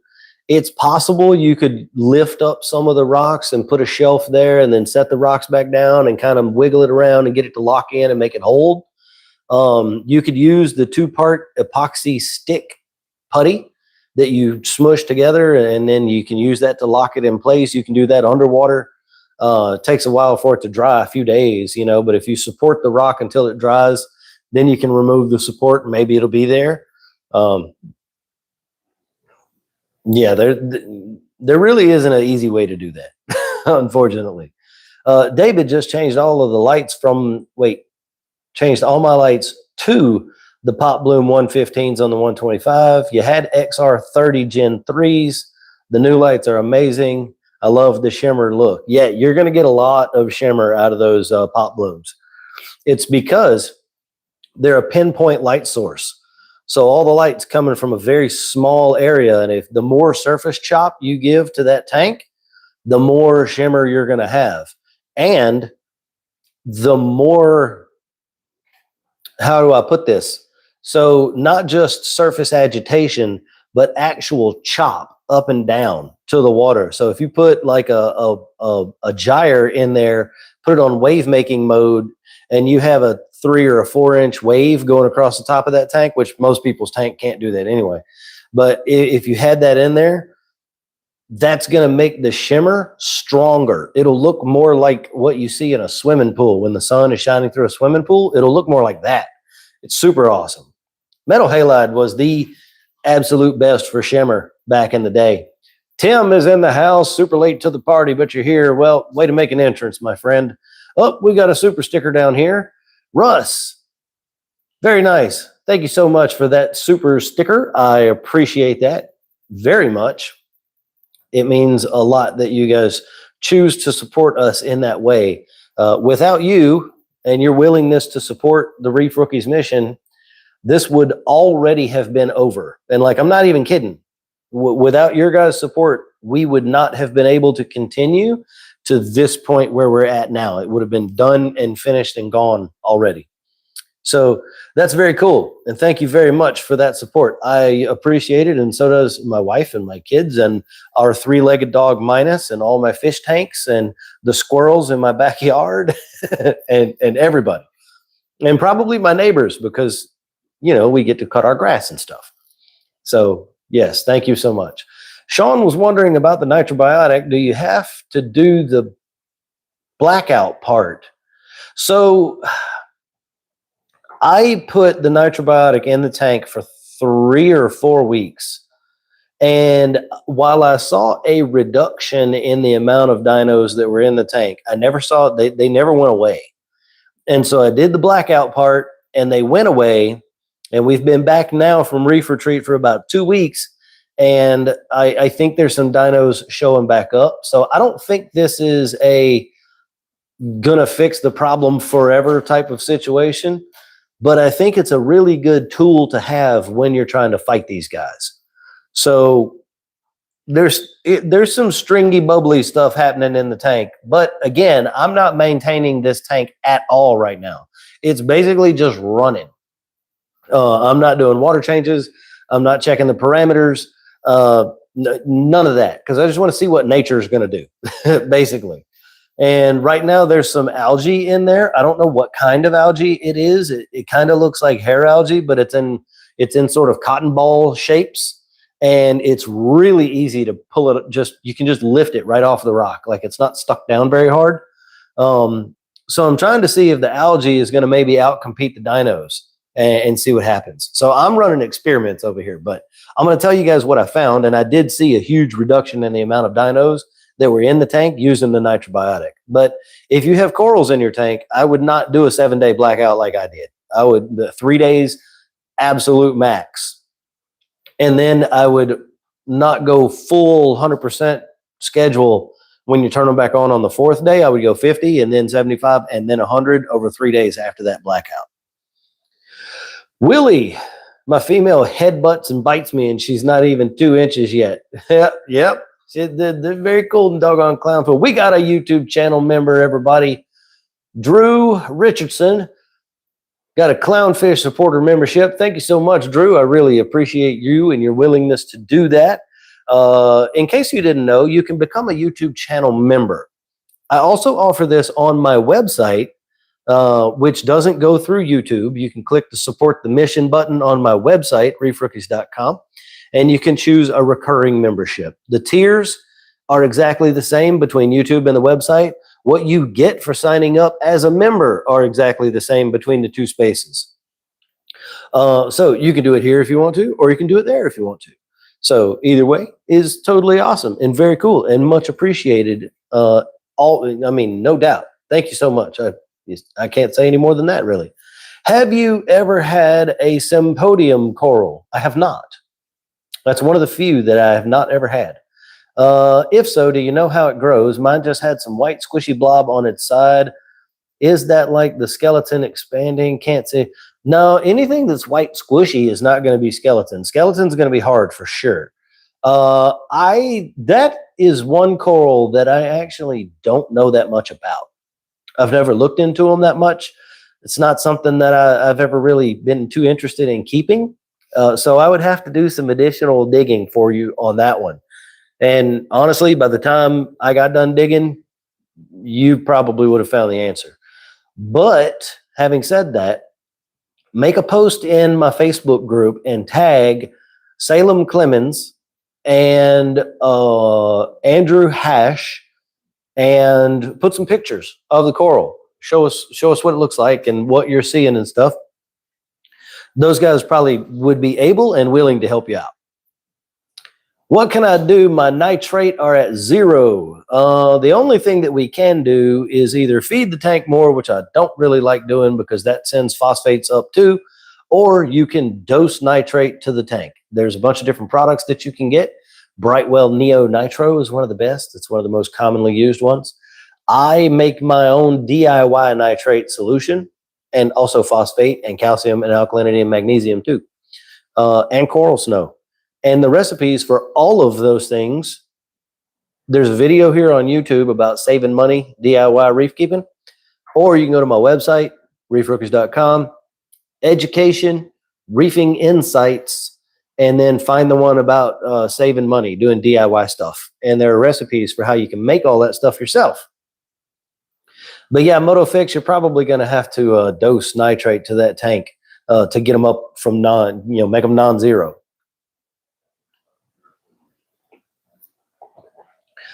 Let's see. Red Rose Yellow Ribbon said, I was gifted an established 30-gallon full of hair algae. Of course, because you don't ever get gifted a nice tank without a problem. Duncan's Xenia, not sure. Oh, Singularia, I'm sure there's what that is.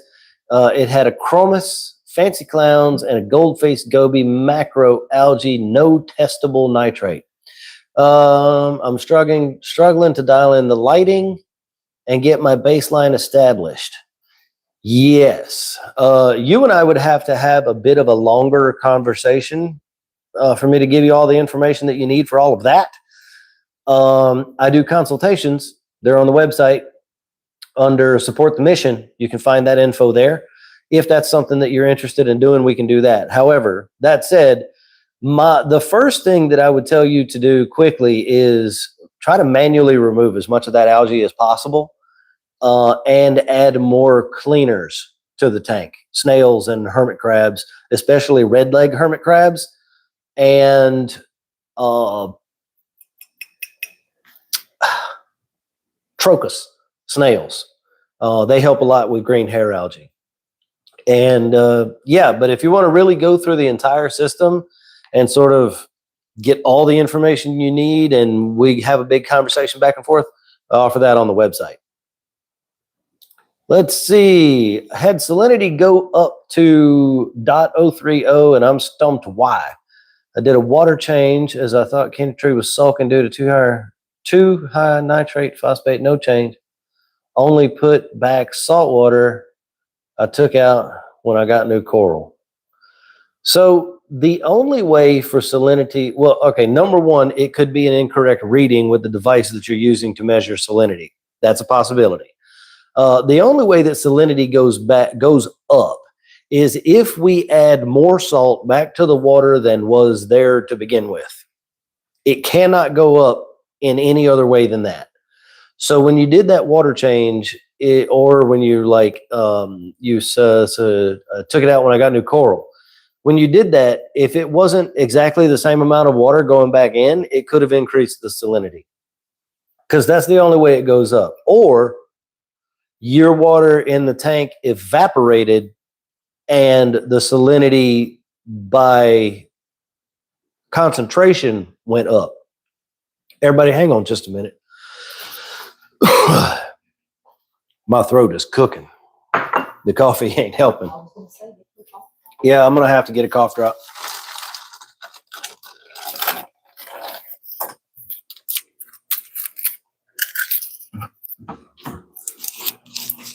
I'll just have to be mindful not to slurp on it. Yeah.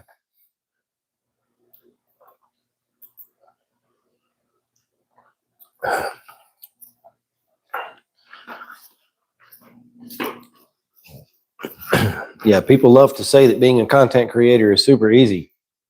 I can't hardly speak sometimes because of this. So yeah, there's those are the main reasons why your salinity could possibly be going up. And I would just start checking into all of those reasons and see if you can find, where the breakdown might be. Tim wants to know if he were able to do a hydrogen peroxide dip on some existing rockscape to get rid of bryopsis.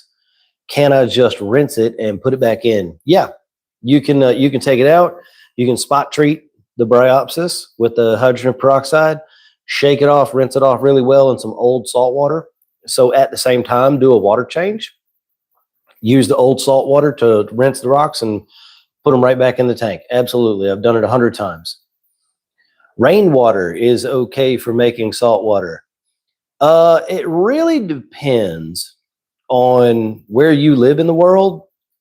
But as a general rule, I would not advise using rainwater because everything that goes up into the atmosphere, into the environment, comes back down with the rainwater. And oftentimes, rainwater is not nearly as clean as we think it is. So if you're talking about keeping very sensitive animals like corals and stuff, I would not recommend doing that. I am struggling right now, y'all. My throat is hurting, but we're going to get through it. I'm going to speak a little lower and try to be cognizant of that. So yeah, anyway, I would not recommend using rainwater. Now, what I have heard of some people doing, there was a person that I saw on social media. He was off grid up in Alaska. I think this is the person who was doing this. He was catching rainwater, running it through a sand and charcoal filter, and then using that in his reef tank. And that was pretty cool. But he was filtering it after he was collecting it. Weld says, love this dude, man. Well, I appreciate that. I love you guys too. Your Facebook group is one of the best community I had ever joined. Well, I appreciate that too, Russ. We work very hard, especially my wife, trying to keep that group clean. And I mean, the amount, this group is better. The private group is much better than the public was as far as managing the group goes. That public group had gotten to the point where we were both putting in 8 or 9 hours a day trying to keep that group as it should be. But the private group is definitely a higher quality space. We're really proud of how it's going. Our members are awesome. Yeah, our members of the private group are just awesome. That's the only way I can say it. Minus is a great name, Theron says. Yeah, man, that was why we ended up with that dog. Was because he was minus a leg. I didn't want to name him. You know, everybody goes for like Tripod, you know, and what's the other one for three-legged dogs? Yeah, like Trey or, you know, crap like that. And I kept putting it off. My wife kept showing me the dog, and I'm like, no, we don't need another dog because we already had a dog. And I don't know, we were sitting on the couch one day and she showed me a picture and I was like, we could name that idiot Minus. And that was it. Once we figured out a name for that dog, his name was Otis. So like it fit just right, you know? And once we figured out a name, that was it. We went to get him that day. Tried to give him back twice too. It was a challenge. He was definitely a challenge. He's the most challenging dog that we've had. So Fast Eddie wants to know, what's up with dinos? Are they really bad? So here's the thing. Every reef tank has dinoflagellates in it, different species. If you take a sample of the sand in this tank right now and put it under a microscope, you're probably going to find one. The problem comes when they become the dominant organism, which means it's a symptom. Them becoming the dominant organism is a symptom of your tank lacking biological diversity at the bacterial level. It's just like a human when we get sick. Our white blood count goes way up trying to fix the problem.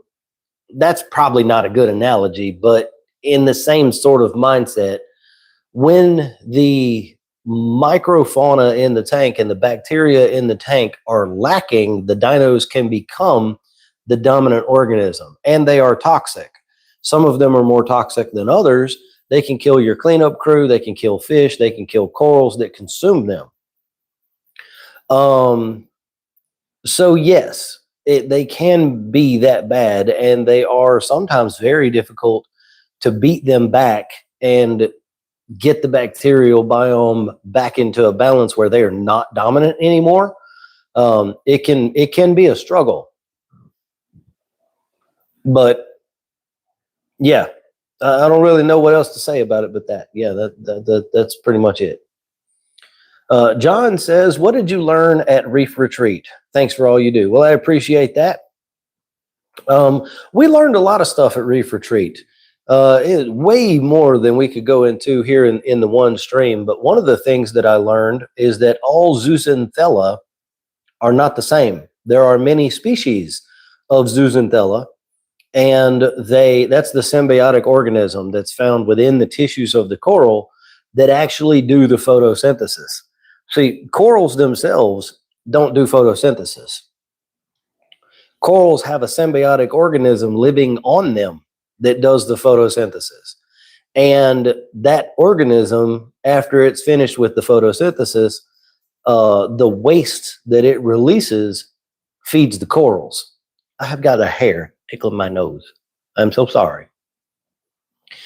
So yeah, I thought that zooxanthella was just one species. There was only one kind, and it was on all corals of every kind. I was very wrong. There are multiple species, and they live in different zones, but similar zones in different parts of the world will have the same species. It's super interesting. So like corals that are really far off, like out in the main reef, are going to have one kind of zooxanthella. Corals that are up closer inland, like tide pools and stuff on the inside of the barrier reef, have a different kind of zooxanthella than the ones further out. But if you go to another part of the world and you check the outer and inner reef corals, the zooxanthella between the locations is the same thing. It's very cool. And also, the ones that are inner in the tide pools and shallows, they're more robust and stronger because they have to be because of the crashing waves and the bright sunlight and all that stuff. So if you take corals from the intertidal zones and you put them out on the deep reef, they will grow very well and be very happy. Eventually, the zooxanthella will change and they will release the kind that isn't correct and the right kind will attach. But on the flip side of that, if you brought corals from the outer reef into the intertidal zone, they do not do as well and will probably die because they're not as strong. So yeah, it's very, very interesting stuff. The number 2 zooxanthella scientist in the world was the very first speaker at Reef Retreat, and it was super awesome to listen to him talk. What was something else we learned at Reef Retreat? Reefs, the future of coral reefs might not be corals. It might be sponges. So that was a very interesting topic. Thought about behind the mindset that because the reefs are increasing in temperature and becoming more polluted, they're finding that once a reef dies, what comes back after that are sponges. And they're there and they're like super cleaning the water and all of that stuff, and they're heat tolerant. So very interesting stuff there too. The future of the world's reefs might be sponge. So that was a couple of things that we learned. We could spend 6 hours on everything. Oh yeah, we could sit here and talk all day long about everything that we learned. Theron says, what do you think about Bash C biospace reactors? They're a great product. They work very well. They're a little fiddly to get tuned from what I hear, but yeah, if you're looking at one, I don't think you would be upset with it. I don't have one. I've never run one personally. In fact, I have never actually run any like nitrate reactor or anything like that at all. I've just never had a need to. I don't run my tanks bioload so high that I can't manage nitrates in other ways. Some tanks are just weird like that, and they run super high nutrients. Drew says, it's the least I can do. I've been watching your videos for over a year now. Your content is what gave me the confidence to finally fulfill a dream of mine. That is awesome. I want to frame that and put it on my wall in my office. That's very cool, man. I'm so happy that the information that I'm putting out has allowed you to get to that point. That has been the goal since the beginning, is just bring more people into the hobby, make it so that people can actually stay in the hobby, give you the information that you need at the time that you need it so that you can be successful. Once you become intermediate or even advanced, and you want to really dig into the nitty-gritty, there are other guys that specialize in those things. I want to help you get there. That's my job. Unfortunately, that also means that a lot of people who do, when they get to that level, they kind of no longer hang around anymore, which is kind of sad. But some do, and that's very cool too. Let's see. I just got some turbo snails, and one hasn't really moved in 2 days. He's not flipped over. Should I be worried? Probably not. I would give it another couple of days. They can take a few days to kind of kick it around and get to moving and whatnot. Let's see. Added a fleet of cleaners that are making it. Okay, good. Good on the cleaners, Red Rose. Salinity can be higher than you think due to faulty instruments. True. Balling method also increases salinity, right? That I'm actually not sure on. I don't recall reading that, but I haven't looked super heavy into the balling method yet either. The Night Maru says, is content creation your full-time job? Love the content. So, and are your wife and kids as invested in the reefing hobby as you are? So I'll answer the second question first. No, they're not. The kids occasionally like to come over and look at the tank, but it's not a hobby that they're very interested in. My wife, she enjoys it, but she doesn't want to be in it. I don't think. She's mentioned setting up her own tank, but it would be a very easy to care for tank. So she's showing interest in joining the hobby, not just being a part of it as she is now. But yeah, so that's what I would say about that. I am doing this full time. Yes. I have the YouTube channel. I design and 3D print reef keeping items, light shades and filter holders and baskets and things like that. And I offer the consultations. We do the weekly pay to enter Zoom chat meeting that it's like this, but it's only 10 people and it's for 2 hours. So we have much more in-depth conversations. Right, and it's conversations. It's not just, they can post questions in here, but this is a conversation. Yeah, though I would more sort of describe that as mini consultations in that Zoom chat kind of situation. Hal is in the chat. He could probably say if that's an accurate description because he's been in there, and Kimberly too. But yes, I'm doing it full time. This is all I do now.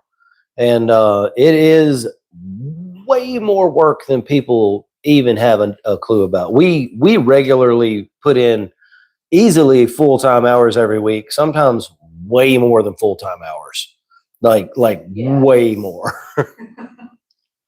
What's going on, Kelly? Nice to see you here. Righty used the tropical marine hydrometer and confirmed by 2 marine shops. Okay, so you definitely got something going on there. Jessica said, how do I know if my membership has a Zoom call? You handled that already? Okay. All right, very good. See, that's why that's why, keeping that one.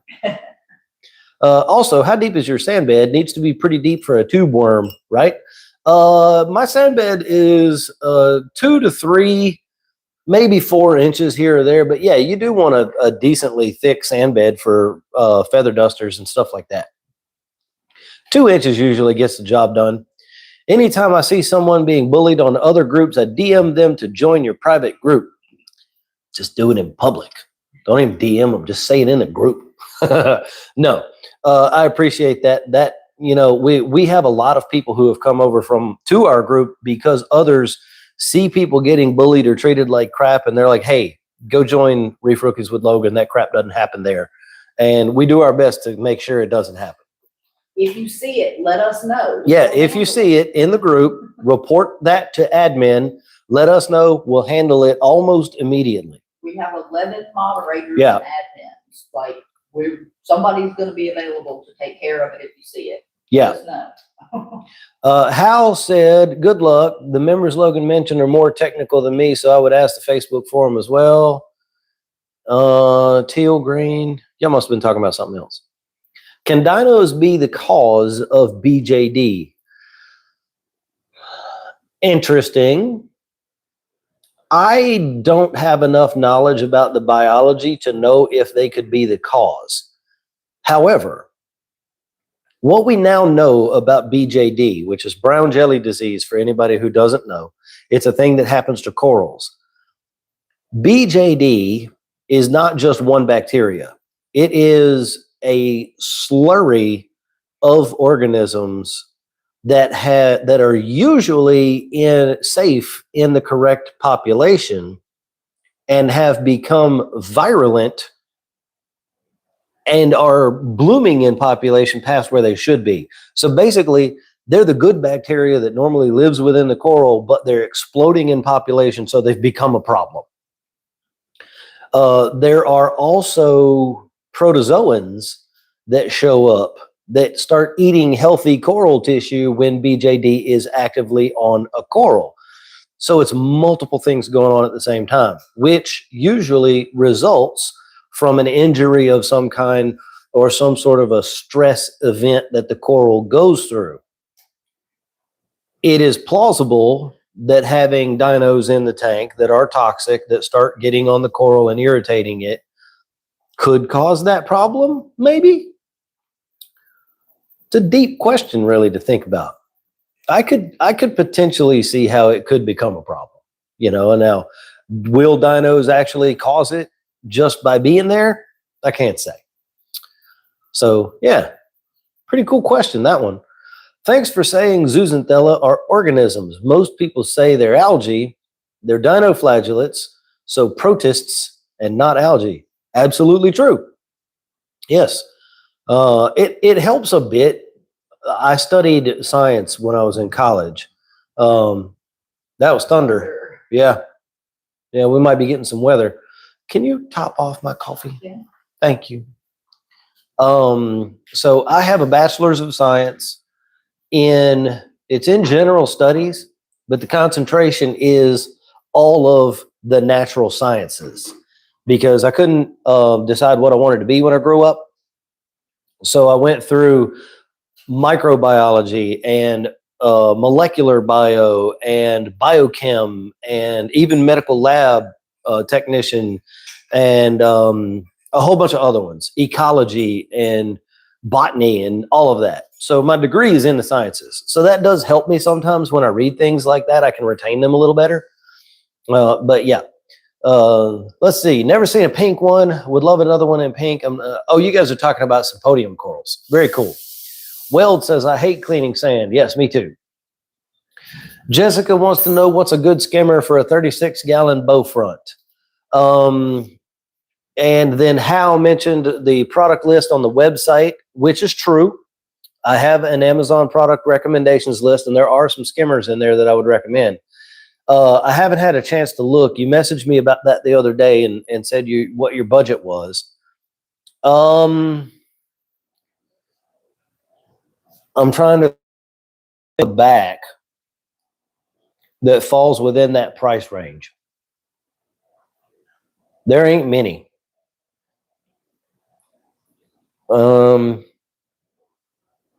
Would you be okay with a skimmer that is internal to the tank? So it's hanging on the back, but the body and everything is inside the tank. Let me know that. Just picked up a Reef 326. Cool. First sump tank. Nice. And scared. Yeah, it's definitely a thing, Joe. You know, it's a different kind of thing. Just take your time with it. And if you don't understand something, don't be afraid to ask questions about it, you know? Let's see. Yeah, Jessica, once the stream is over, when I have some time this evening, I'll try to look through the skimmer recommendations and see if I can find one. But there's not too many that come to mind. There's only maybe one or two, and I'll have to see if they're still available. Jamie is in the house. What's going on? Uh-oh. All my corals look super pissed today. Should I install my new skimmer? Haven't checked the parameters today. Interesting that they look super pissed today.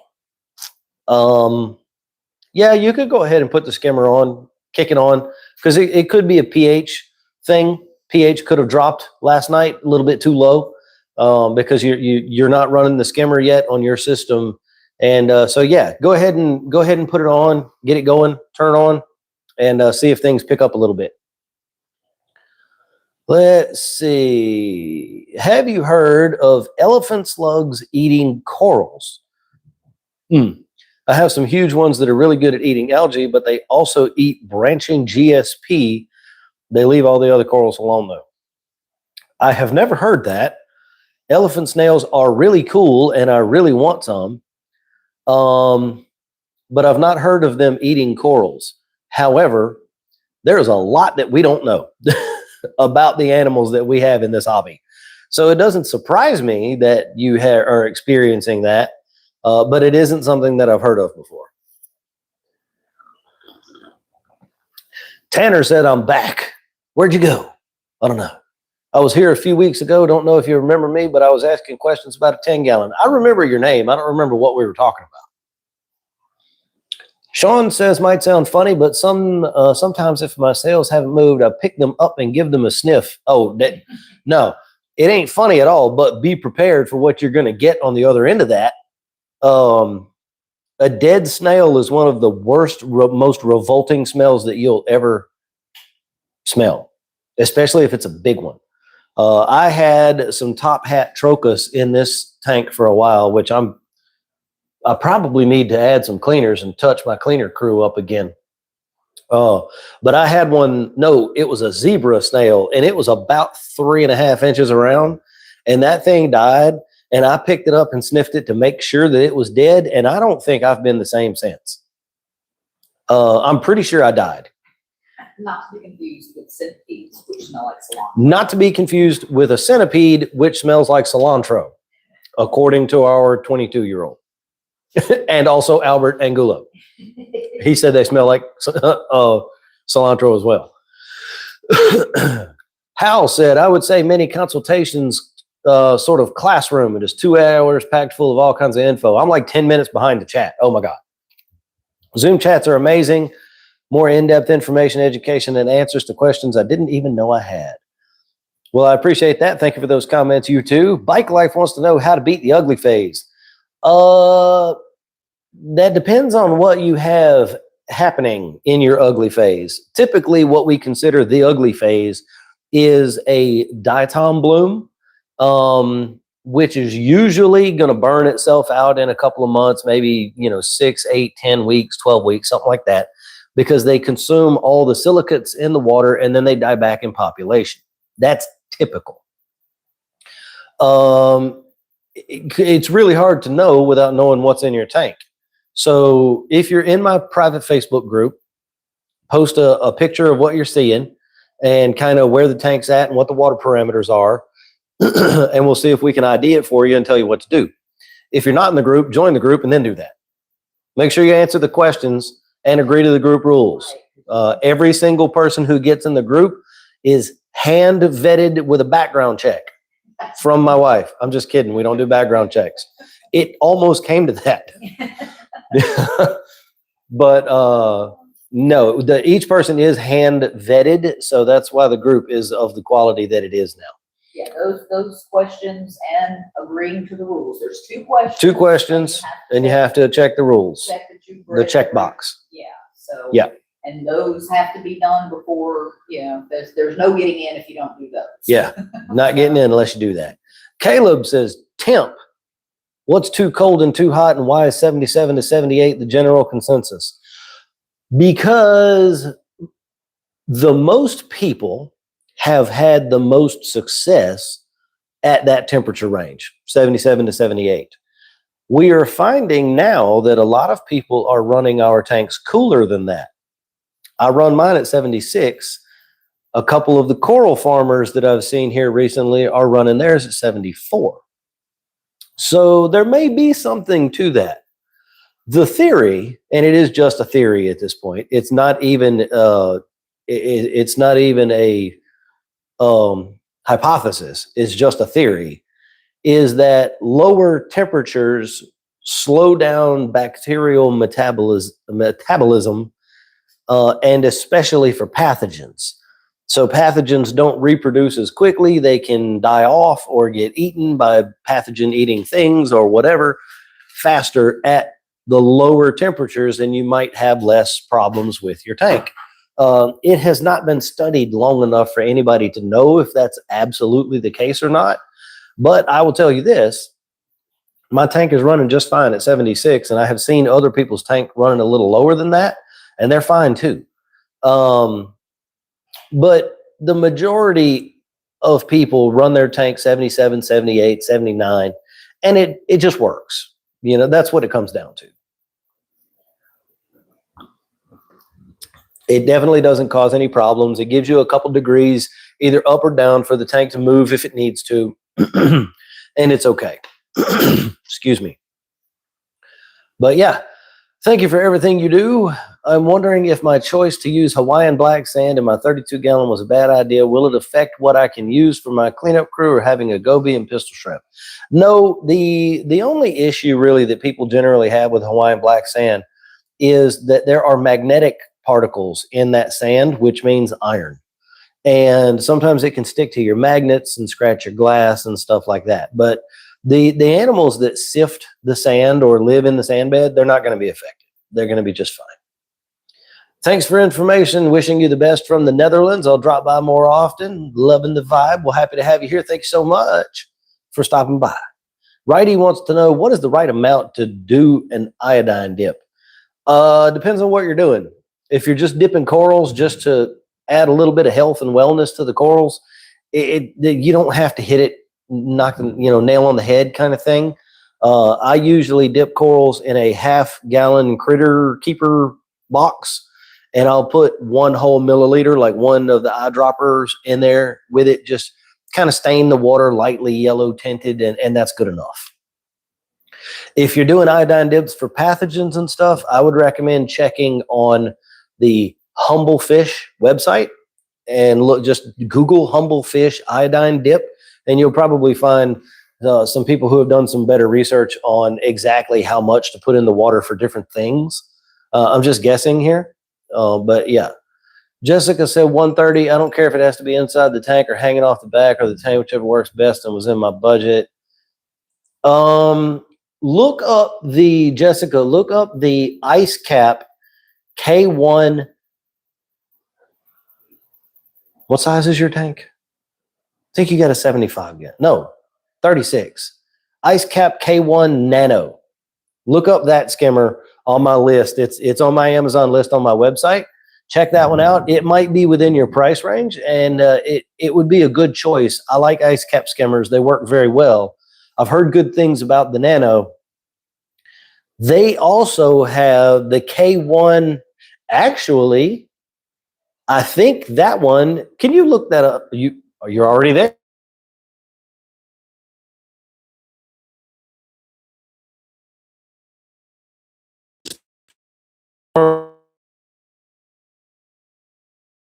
It looks like it's still, somebody said buffering for me.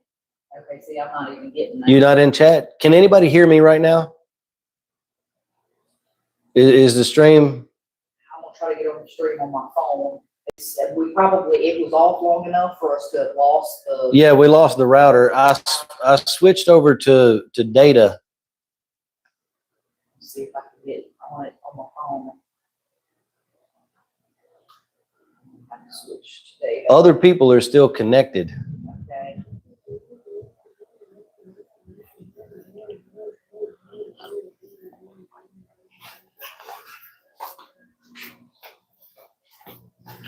The hell? That's the C-bar one.